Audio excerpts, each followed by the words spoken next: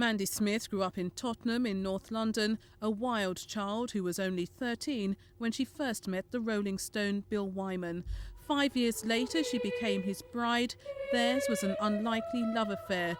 Few thought it would last. She was an 18-year-old. He was a 52-year-old rocker who boasted he'd slept with 1,000 women. At the time, both were convinced they were doing the right thing. When we first met each other, actually, when years ago we wanted to get married, but obviously we couldn't. The things work out in the end if they're right, and we always thought it was right at the beginning, and here we are. But it wasn't the right thing. Their marriage lasted only 2 years, and much of that was a sham, followed by a bitter divorce last May because of his adultery.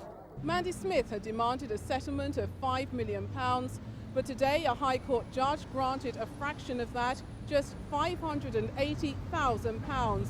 It's described as an amicable settlement, but will hardly make a dent in Bill Wyman's vast fortune, estimated at £24 million. After the hearing, neither of them were available for comment, leaving a solicitor to outline the terms.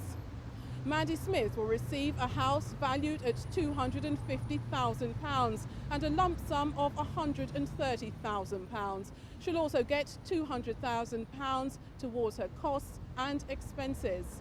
This house in Crichton Avenue in Muswell Hill is part of the agreement. As the former model returned home tonight, she was still unwilling to talk about the settlement.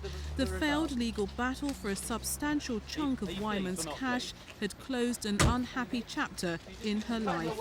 Deborah Bain, for Thames News.